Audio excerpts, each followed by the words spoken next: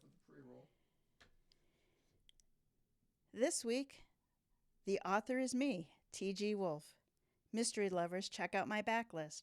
My De La Cruz case file series follows Cleveland homicide detective Jesus De La Cruz as he tackles tough mysteries while juggling the demands of a chaotic life. All of our lives are chaotic and chaotic too. The 4-book series begins with exacting justice. Like a faster pace to your mysteries? Check out Diamond. She's a chemical engineer and an ex-CIA operative with a score to settle. Job 1 is figure out with who. Meet her in Widow's Run.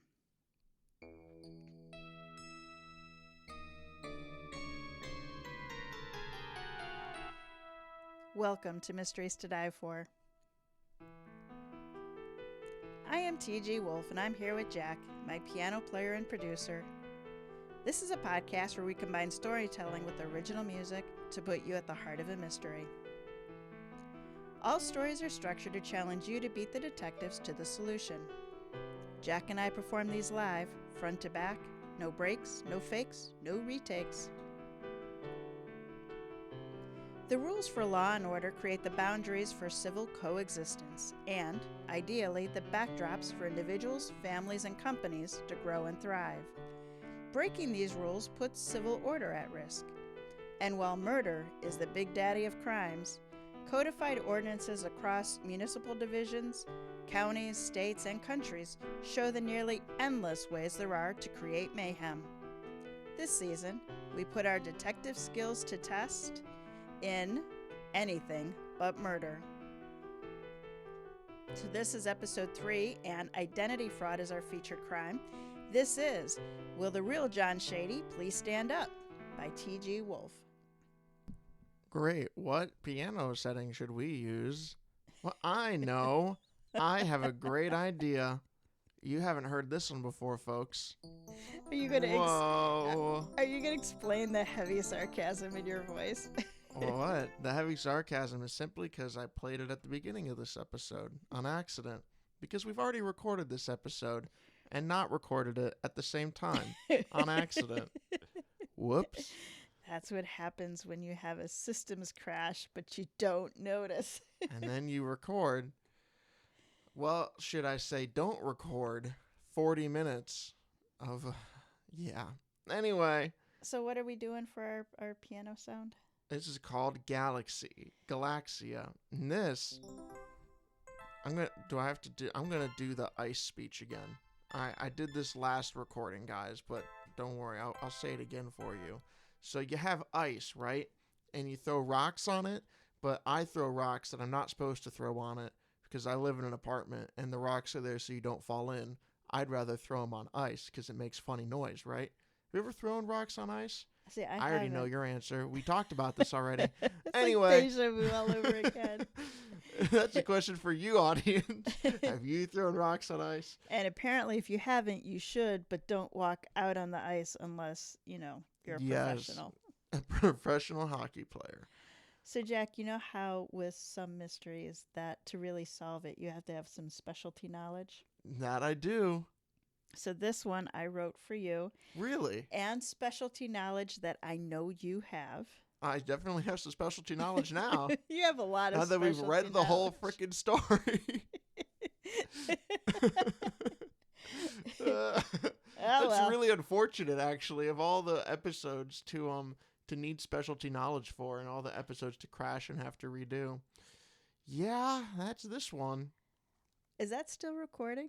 I don't see those lines moving. So it's okay. Yeah. Now I'm paranoid that it's going to stop recording. No. Hold on. I think I have a setting that lets me follow the tracker. I'm just going to click something that's going to stop recording, aren't I? Yeah, I don't know. No, it did stop recording. It totally stopped recording. So you know how we said no breaks, no fakes, no coconuts? Nah, that button stopped the recording. So welcome back. He has another button. He found the right button, so it is now tracking, and we can see that it's still recording. Yep. Isn't this great, guys? All right. Let's jump into our story and begin with a triple dilemma. Yes.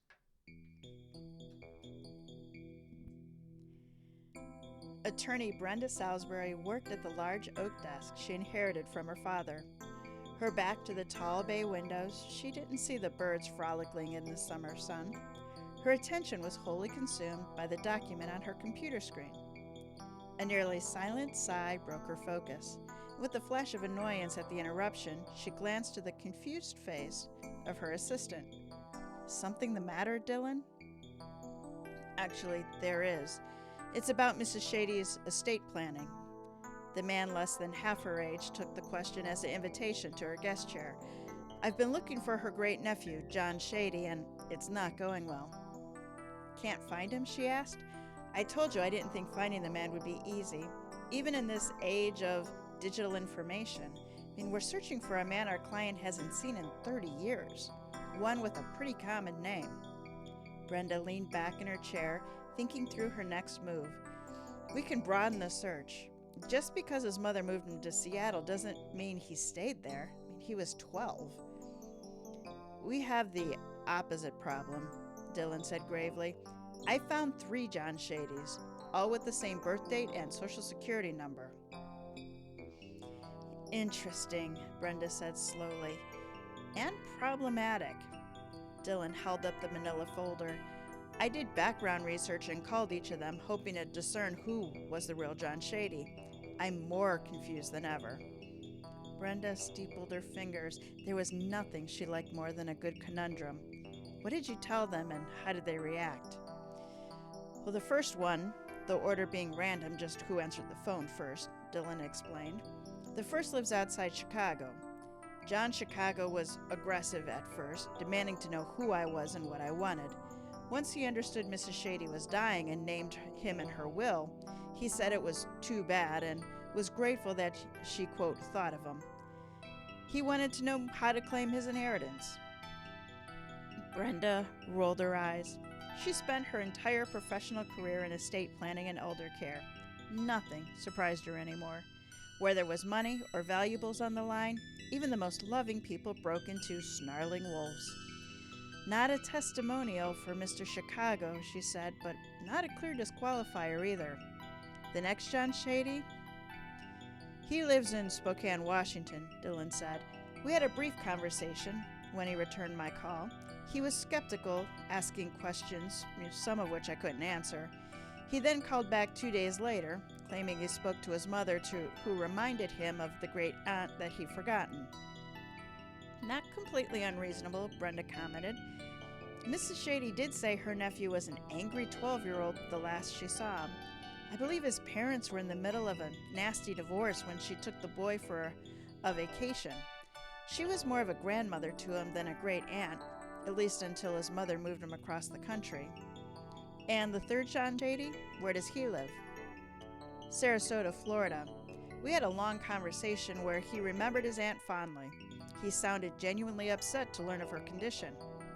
Dylan opened the folder and withdrew 3 sheets. He handed them to Brenda. "I had each of them send me a copy of their driver's license. I told them it was part of verifying identity. The surname Shady appears to be rooted in Ireland and the UK. My thought was if the driver's license photos showed someone dramatically different descent, then I could possibly eliminate them." Brenda flipped back and forth between the grainy, blown-up images of 3 licenses. They were all determinedly average for a white male of Northern European ancestry. One was balding, one was overweight, one was taller. Not identical by any measure, but standard enough to meet the general description for thousands, maybe millions of middle-aged men in the United States. "What do you think we should do next?" Dylan asked. Brenda saved her document and then closed her computer. "We're going to visit Mrs. Shady.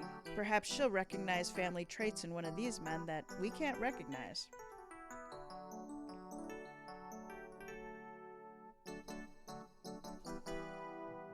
Time is running out. Brenda led the way into the hospice nursing facility. Of all the places she visited clients, this was one of her favorites. It was sprawling, a single-floor structure where every room had windows that opened and a door that led to a small patio and a garden beyond. It was a bit of a maze, but that was the cost to marry privacy with access to nature. Every person living here was a temporary guest. This was a place people chose to come to die. It didn't have the antiseptic feel of a hospital or the professional air of care facilities designed to aid in the recovery of whatever the patients ailed from. Mrs. Eleanor Shady was propped up in bed at the end of a very long corridor. She sipped on an iced latte as she watched HGTV. At Brenda's knock, she turned the volume off, not so she could hear Brenda, but so Brenda could hear her. Emphysema was taking her life, one breath at a time. "Brenda," she said on an exhale, "did you find Johnny?" One breath equated to one word. "We've run into a bit of a problem, Nora." Brenda slid into the visitor's chair to be on eye level with not just her client, but her mother's dear friend. "Dylan, one of our attorneys, has been looking for John. He found 3 different men who are living as your great-nephew." Brenda's brows pressed together and she mouthed the word, "How?" "Identity fraud," Dylan said, unzipping the leather case that held the driver's license. "All 3 are using the same name and social security numbers. We were hoping you could tell which is your Johnny from these pictures." An expression warring between indignant and angry, the frail woman snatched the pages. She studied each individually and then side by side. Eventually, she lifted her gaze. "He was a boy when you last saw him," Brenda finished.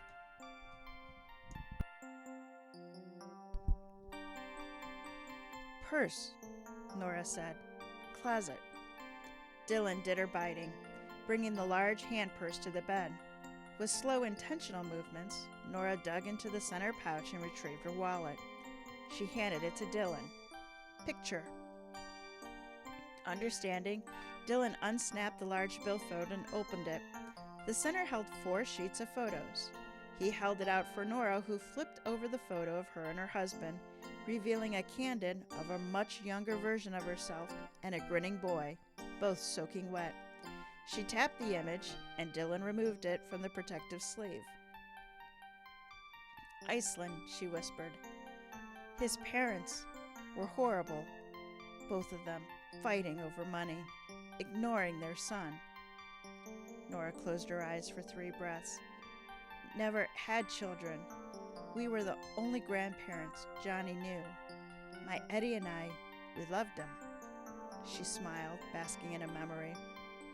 "I took him to Iceland the summer he turned 12. For 1 week, he was just a boy." Her grin turned mischievous. "Spoiled and rotten. Such fun. For him and us." Brenda saw love in Nora's eyes, love that hadn't lost its strength due to time or distance.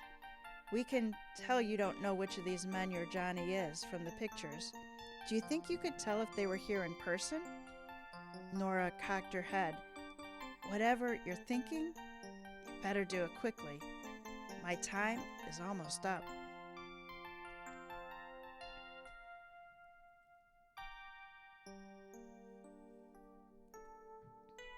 "Please, introduce yourself." Brenda thought about the amount of talent quietly hidden inside Dylan. The junior lawyer would grow into the kind of attorney her father respected. He proved himself by taking on the daunting task of getting the 3 John Shadys into the city 2 days later. Sarasota and Spokane arrived last night. Chicago landed this morning and is in our lobby. Dylan shook his head then in a kind of distaste. "I had to talk to John Spokane's boss, who literally said if John wanted off, someone better be dying. He didn't flinch when I explained that someone was indeed dying. I thought I was going to have to buy him off." "It takes all kinds," Brenda said, but again was unsurprised. "Have the Johns met?" "No," Dylan said. "I put John Spokane and John Sarasota at different hotels. I didn't want an off-chance meeting to lead to some type of deal. 2 Johns are already committing fraud, and since they know they aren't the real John Shady, I didn't think they would shy away from conspiracy." "Agree," Brenda said. "They don't know the size of the estate, correct?" "Not specifically," Dylan said. I implied that it was worth the effort to be here today, but that was as far as I went. Privileged and confidential, I said. He checked his watch. It's time to leave. If you take John Chicago, I'll pick up John Sarasota. I've arranged for a friend to deliver John Spokane to the hospice. What are you going to do if Mrs. Shady can't tell who the real John Shady is? Brenda had mulled over that very thought last night as she binge-watched old episodes of Criminal Minds. DNA. If worse comes to worse, we'll draw blood. In fact, no matter what the outcome today, we'll require DNA. We're not screwing this up, for Nora's sake. A short 30 minutes later, and 6 people were gathered in a bright reception room. Dylan sat in a chair next to his friend that happened to work for the regional branch of the FBI. How did Brenda know? Big yellow letters on the back of his jacket told her and everyone else what his business was. She studied the 3 Johns to see if anyone was put out by the unexplained presence. The 3 were figuring out that something was amiss. John Chicago paced. Sarasota sat on the arm of a couch, his gaze moving face to face. Spokane looked the most uncomfortable, fidgeting, as her grandmother would call it. It was Chicago, the boldest, who demanded an explanation. You got me here telling my sweet Aunt Eleanor is dying, and now you trap me in this room? I want an explanation now, or I'm walking. Brenda stood with the same posture she used with judges and hostile witnesses. Mrs. Eleanor Shady is dying, just as my colleague told you when he called. Her dying wish is to be reunited with her great-nephew, who will inherit her sizable estate. Sizable? Sarasota echoed. Brenda nodded and shared a number that would free the heir from their middle-class worries. At the value, Chicago stumbled, Sarasota choked, and Spokane, well, he fell off his chair. The problem, Brenda continued, is that all 3 of you claim to be John Shady. You were brought here, at the expense of the estate, so Mrs. Shady could meet each of you and determine who will inherit. I will take you to her, one at a time. She is very sick, so you only have a few minutes. The others will stay in the company of my associates. Chicago frowned, his eyes darting around the room. What if I want to call bullshit and leave? That's your choice, Brenda said, but you remove yourself from consideration. The Johns studied each other. None moved toward the door. She guessed the size of the estate was too much for a grifter to walk away from without at least trying. Brenda selected Sarasota first. He was the calmest, the nicest of the trio. Whether or not he was the real John Shady, he was warm and gentle with Nora. He sat close and looked at the photo Nora had held onto from their last conversation. When Sarasota left, Nora was smiling. Next was Spokane.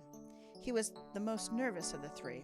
He had a hard time looking at Nora, telling her that he had a difficult time with sick people since his father died. Their exchange was rigid, almost like a formal interview. When Spokane left, Nora was frowning. Last was Chicago. Brenda really hoped he wasn't the heir.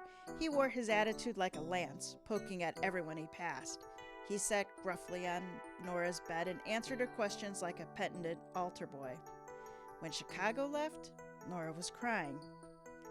Alone with Brenda, Nora took her hand, tears streaking her paper-thin skin. I don't know. I expected to recognize my Johnny. Not his face, his spirit. He's changed so much from the boy we loved. I just don't know. I should have asked about Iceland. I should have seen if they remembered all the things we did together. I can have them submit a DNA test, Brenda said. Then we would know without a doubt who your nephew is. In fact, regardless of what we do here, I highly advise that we require it. Nora nodded, then smiled weakly, just like your father, taking care of everything. Still, I would have liked to know. Do you think? Is there any way to get an answer today? And then Brenda had an idea. How well do you remember that trip to Iceland? Nora chuckled. Better than I remember the last year of my life. I replay those memories, their favorite. Brenda patted her hand. Why don't you take a short nap and I'll be back soon. After procuring 3 pads of paper and pens from the office, she returned to the reception room. Congratulations, you all made it past the first test. Next up is the essay portion of our day. She began handing out the pads and pens. You have 30 minutes to write about the vacation to Iceland you took with Mrs. Shady, the summer you turned 12. You will then share the story with her. Sarasota raised his pen. So the best story inherits the estate? That's what it amounts to, Brenda said. I want to use my phone, Chicago said. That's fine. This isn't a classroom. What if I don't remember? Spokane asked. Chicago chuckled. Then you lose. The Northern Lights. John Chicago retook the guest chair. Elbows on knees, he leaned in toward Nora. I wrote down what I could, but, I was just a kid. I'm sure I screwed it up. Nora took his hand. Just tell me what you do remember. Okay, here it goes. He cleared his throat and began to read. The strongest memory I have of our vacation to Iceland was you making each day a new adventure. We walked all over the city and ate ice cream. We went to this huge church that was plain and boring on the inside, not like the churches in Chicago, but it had this organ that took up the whole wall. We climbed up the bell tower to get a good look at the city. Reykjavik, she said. Do you remember what it means? Smoke Bay, Chicago answered. It was named by Vikings from Norway, but it wasn't smoke. It was steam. It just shot up everywhere. Nora chuckled softly. Maybe it's a little exaggerated. Maybe, he admitted, his grin sheepish. We went to the museums for the sailors and the aquarium. I wanted to go to the Penis Museum, but you said no. John Chicago raised his head, his smile now that of an adolescent boy.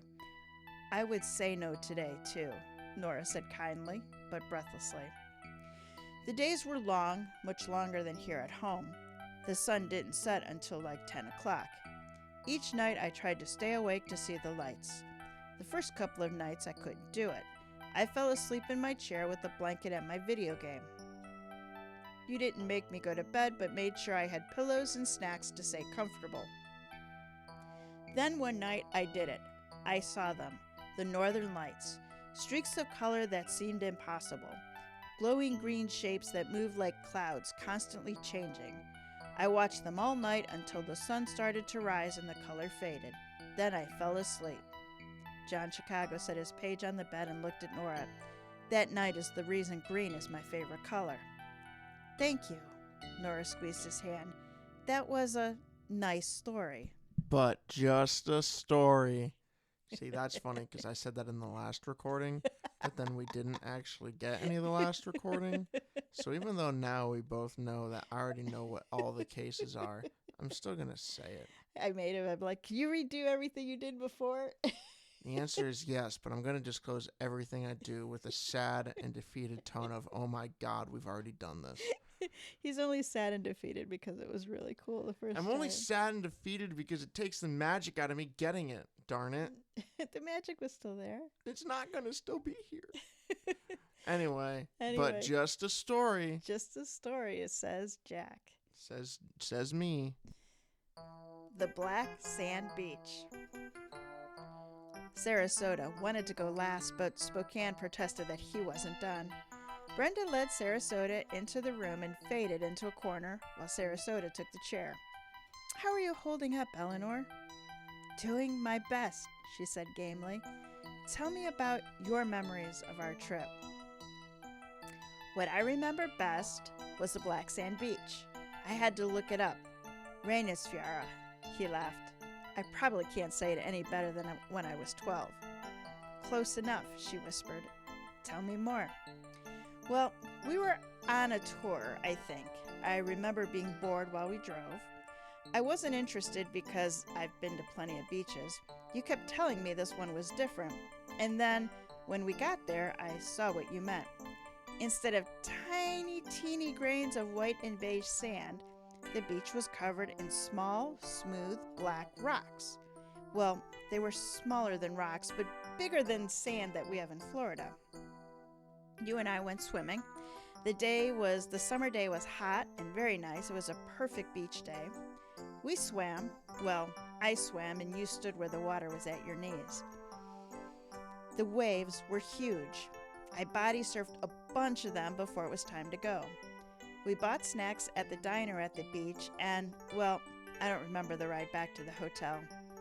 Sarasota laid his hand gently on Nora's arm. I've never seen anything like Black Sand Beach again. I don't remember if I said it before, but thank you. Thank you for taking me. You're welcome, Nora smiled softly, and thank you for the story. But just a story. I said that the second time last time as well. Put your hands back on the keys. Okay, all right. The Really Smelly Hotel. Spokane walked into the room like he'd already given up.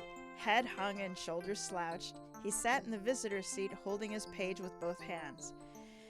I wrote down my memory, but you probably aren't going to like it. Nora smiled, her eyes crinkling. What did you say about me? Not you, he said quickly. He set the paper face down on the bed. After we landed at the airport, we drove to the city. I remembered thinking that Iceland looked like all the pictures I'd seen of the moon, except the rocks were black, not white. There weren't any trees, just little scrubs of green stuff here and there. Once we got into the city, that would be Reykjavik, well, it looked like most other cities, not like the moon. The taxi or whatever we were in wouldn't take us all the way to the hotel. It dropped us off on a street and we had to walk the rest of the way. I was sure we were going to die because who does that? And you told me not to worry, that they just had laws that cars couldn't go into certain parts of the city to make it better for people. You said it was a good thing. I still thought it was weird. In the hotel, it looked like a nice place from the outside. I mean, it was clean and the people were nice and spoke English so we could understand them. But the thing I remember most was the water stunk. Nora gasped softly. You told me to take a shower to get rid of the travel. I turned on the water and it smelled like farts. You know, rotten eggs. You said it was normal and you made me go back in. I held my breath and took the fastest showers of my life on that vacation. He dropped his head and shook it. That's what I remember about Iceland, Gran. Brenda escorted Spokane back to the room and returned to her client. Well, Nora, do you know which John Shady is your great-nephew? Nora relaxed into the pillows, a satisfied smile on her face. I do, Brenda. I know beyond a shadow of a doubt. Bring them in.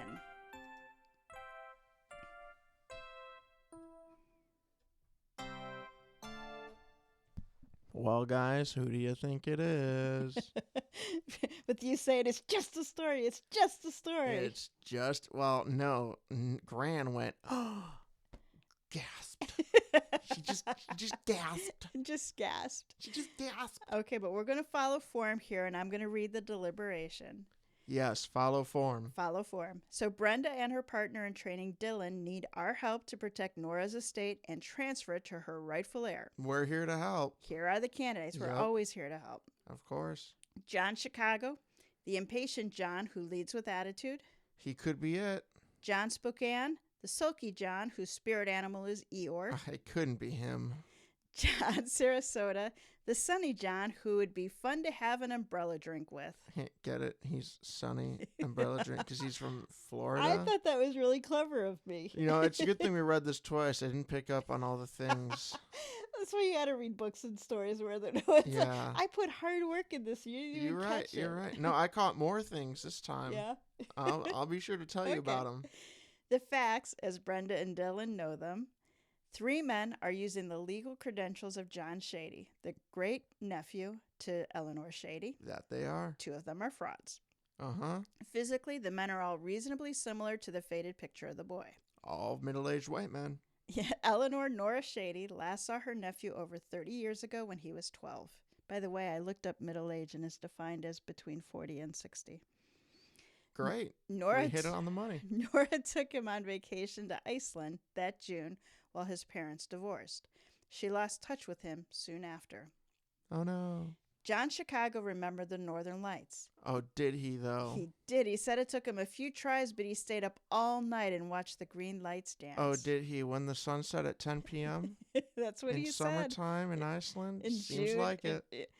John Sarasota remembered swimming at the black sand beach called Reynisfjara. Wouldn't you want to swim in the Arctic Circle on a nice hot day? It wasn't, that totally they weren't happens. quite in the Arctic Circle there. Okay. A couple degrees. A little off the south. Arctic Circle. He said he body surfed the big waves and then ate snacks from the diner. And he lived. Make sure that thing's still going. We're live. We're live. I'm just freaked out that it's not going to be live. Okay. Last, John Spokane remembered how bad the shower smelled. He said he held his breath while he showered. P.U. All right, Jack. So which John Shady is the real John Shady? Well, let's break it down, Break folks. it down for us. All right. Chicago. Now, wait. If you were gaming this, if you didn't have your specialized We'll get back Jack to that, darn it. All right. Okay. We'll get back to that. You want to start it? All right. We'll start there. That's where I started last time. It was where you started last time. Okay, let's look at this from an average Joe who doesn't know anything about Iceland, but also knows how to game these because he's been listening to them for 8, 9, 11 seasons. We got 2 frauds and a real guy. Yep. And now for 2 of them, Gran goes, "Nice story, babe. Thanks. Bye-bye now." And the third person, she goes,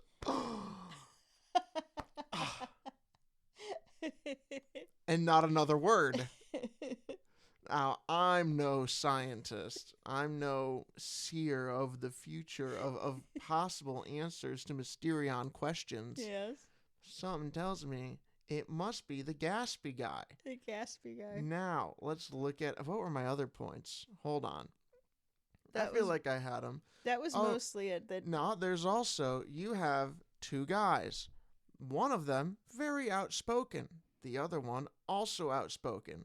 Now, the third guy, he's just sitting in the corner minding his own business. He barely remembers this, but he shows up anyway because he's a good guy, and, he is John Shady. So, we got 2 loud people, one because they're angry, one because they're happy, and then just Johnny. And then so I wonder again, who could it be? There's no way to game this.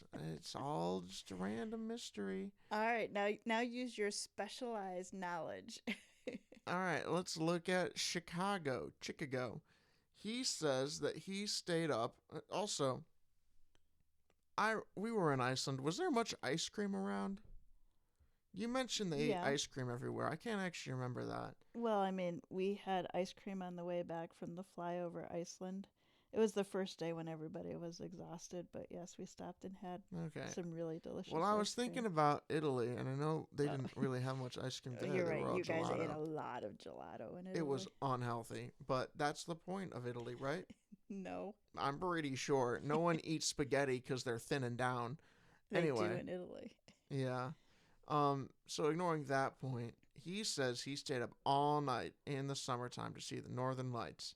However, Iceland is like 90% day out in the summer. The sun only sets for like an hour or 2, and it would still be too bright to see the Northern Lights. So there's no way this guy saw the Northern Lights in the summertime. He's clearly a liar. Now let's take a look at Sarasota. This man says that they went dipping and diving into the black sand beaches. He'd be dead. You can't be doing that. He'd be dead. You can't. Gran would be dead too if she Gran was would be dead. You dead can't go near those beaches because the waves. Water, not the beach. Sorry, the water, because the waves will suck you in, and it's hard to rescue you. In fact, when people do get sucked in, it's not recommended you go in to save them, because unless you are properly prepared with a lot of floating gear and lifeguard stuff, they don't even have a lifeguard. I don't know what it would be, just a regular old rescue team with a boat. I think it's called body recovery. Body That- recovery. Wow, that's a little dark.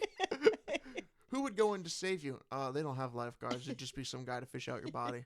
Okay. Anyway, you'd be We dead. told you, don't go in the water. It sucks people in and under, and they don't even want you there within like 30 feet of the shore because it's really deadly. So there's that. And then the water, according to Spokane, stunk, and it does stink. The hot water, to protect the pipes, they put sulfur in it. Just because the hot water, I think, is a little acidic or basic, because they use the thermal energy of the volcanoes and being really close to like magma on the island to heat it up everything. That way you don't have to spend precious electricity on it. You can just use energy from geothermal activity. And because of that, you have to add sulfur. So yeah, it does smell. But the fresh water or the cold water it smells fine. It's really good. It's really high quality. I don't remember why. It's just like ice cap. They melt the ice cap with a hairdryer and bottle it up for you. But yeah, it's really cold and crisp. It's really good. And nobody there for a long time could sell bottled water because why would you want to? The natural water there is amazing. Until foreigners started showing up, not figuring out how to get the sulfury smell out of their water, and started buying bottled water, which we did when we went. We did. Because we didn't figure out for a minute that the cold water is actually fine if you just let it run for a second and get all the hot sulfury water out of the pipes. Yep. But Proud anyway, moment. let's see. I feel like there were some other things during the second reading that I noticed that I thought, also pointed to a little things I could game it with, but I can't remember anymore. Well, I'll tell you more once we get to the end, so everybody knows what the answers are. Yeah. Oh yes, because we're still guessing. We We're don't still- know. It's just my guess. It could be John, but it might be John or John. I said this was written specifically for your specialized knowledge, which you have applied very Twice. well. Oh, that's not where we're going with it. That's where I was going. Cool. All right. Let's have the big reveal. It might be Chicago. Who knows? No travel book needed.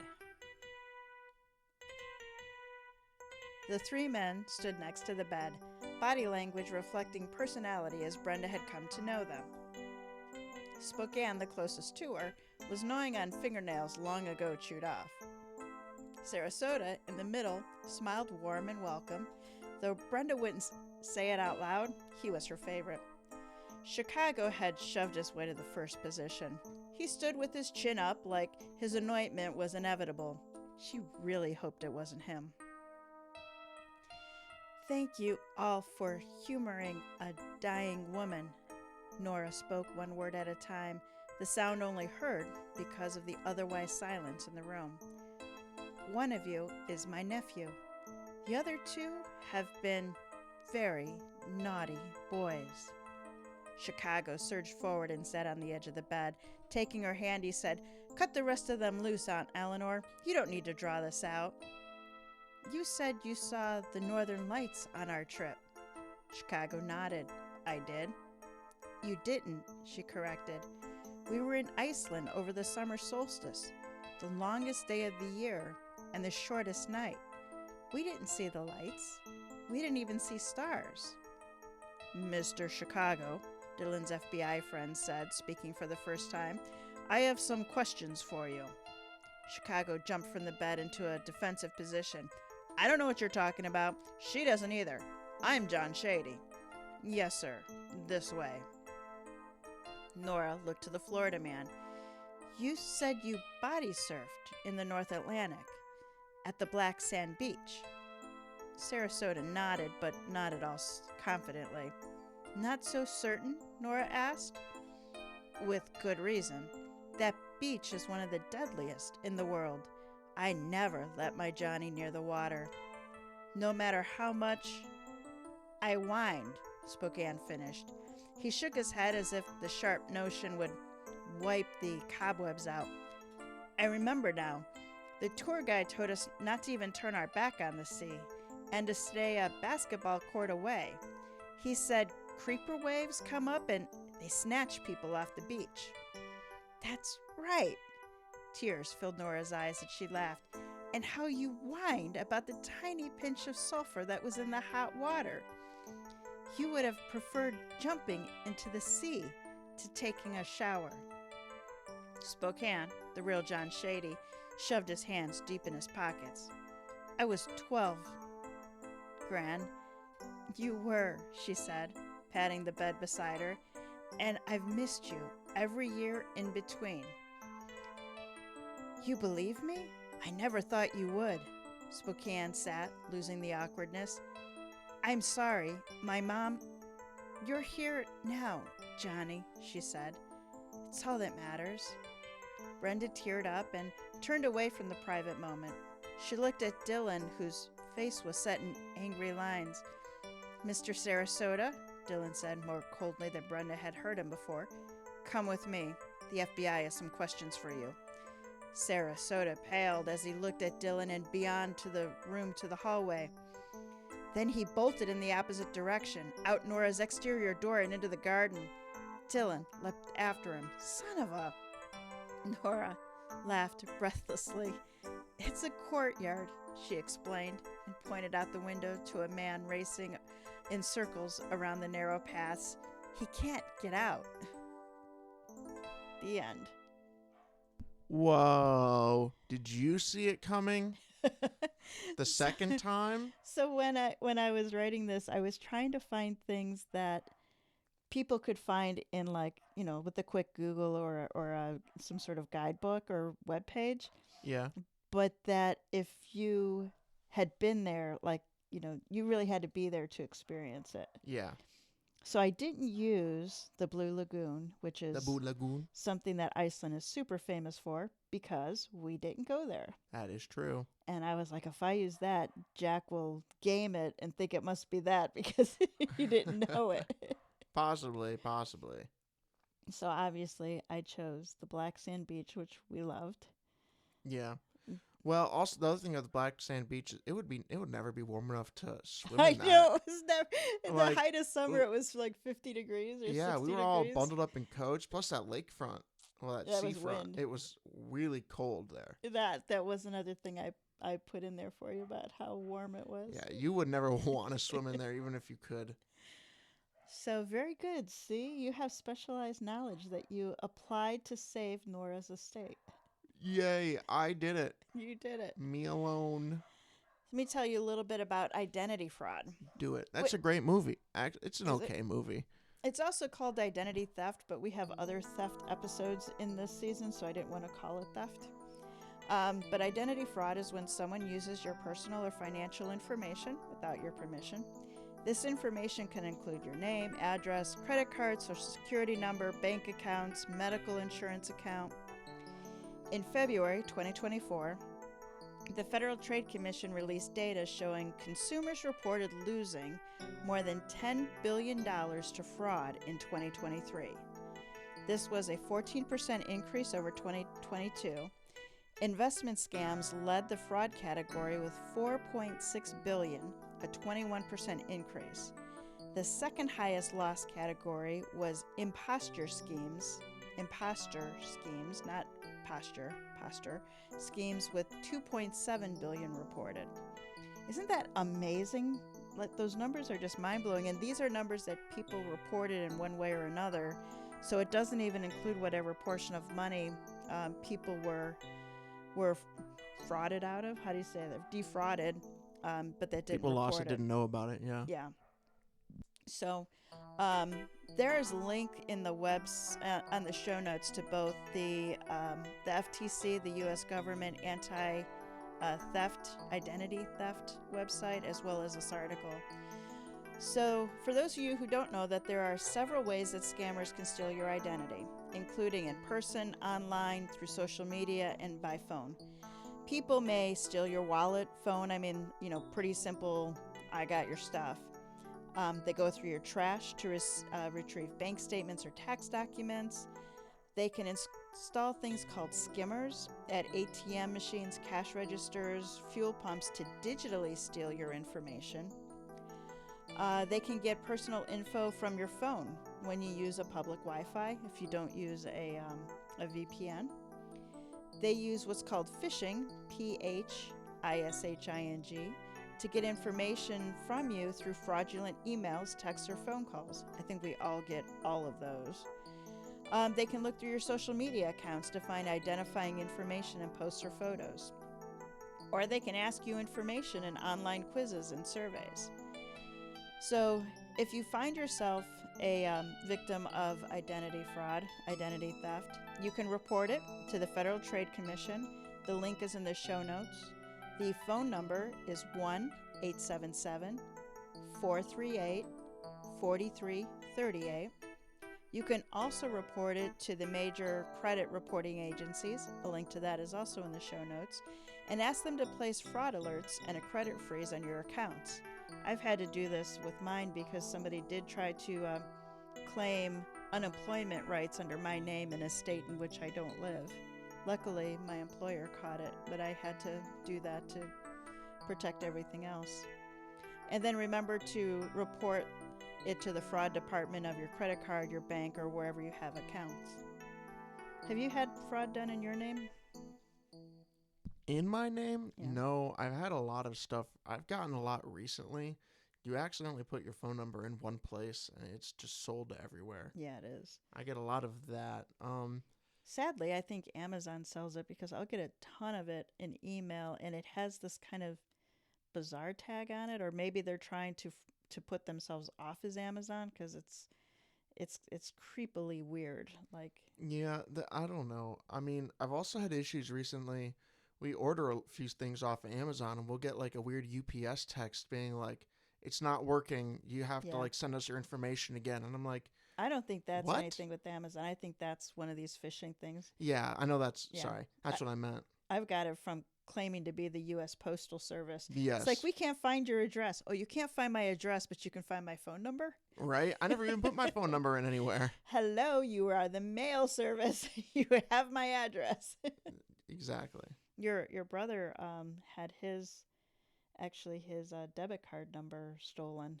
Seriously? Yeah, and since it went right to his checking account, luckily the bank caught it before they wiped it out, and he's appealing it and all that, but he has no idea exactly where it was stolen from because he hadn't been any place that he doesn't go all the time. Well, it's not that hard to steal anymore. I mean, it's never been that hard. If like you give it to a cashier and that cashier is determined enough, yeah, they have it. You think there was a lot of identity theft like back in the 1800s, but like people were just walking in going, "Hey, I'm Jack Wolff." Right? I don't know. That stuff gets weird because it was just easier to forge stuff back then. I mean, maybe not easier. The resources you had to get were probably harder to come by, but once you had it, like you had it, I don't know. I have I to don't know research either. that. Yeah. Well, a little bit about me. I know you all hear me every week, but like you, I'm not one thing. I'm a writer, an engineer, a wife, and a mother. And what's first on the list? Well, that depends on the day. I guess I should put storyteller, podcaster in there too.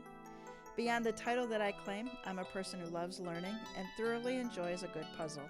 I'm creative and oh boy, do I get bored easily. I hold a Bachelor of Science in Civil Engineering from Case Western Reserve University and a Master's in Civil Engineering from Cleveland State University, which gives me absolutely no background in writing, but I do it anyway. Writing mysteries in engineering isn't as different as you think. Both require logic and process to get from the starting point to a solution. You can find me at tgwolff.com. On that note, we have a new YouTube channel. What's the name of it, Jack? Mysteries to Die For, completely spelled out, I believe. I really hope it's that. I actually think it's Mysteries the number 2. No, it's not that. Oh, okay. It was going to be that because the first time I tried putting in Mysteries to Die For, completely spelled out, it was like, no, don't do that. So then I put it in Mysteries, the number 2, Die, the number 4, and it was like, that's available. And then I was showing my wife, and she was like, why don't you just make it Mysteries to Die For all spelled out? And she spelled it out, and it was like, that's great. You can use that. And I was like, you asshole. You're making me look bad. Check us out on YouTube Yeah, if that's where you we like got getting like your 200 podcast. subscribers or something. Yeah, and we It's also have impressive. set up a new website for the podcast, so it is graduated off my Yes. writer site. Yep. So you can see what Jack looks like. Oh, no. Yes, you can. You don't have to, though. I have more of a radio voice. And I have a face for radio. I have a face for radio, too. Yeah. But we really like the new setup. You can get all the episodes for season 8 right there, and you can link to and see all of our writers and all the episodes that they've written. So come by. It is called m2d4podcast.com. Stop by and find your next favorite story. All right, Jack, go ahead and take us out.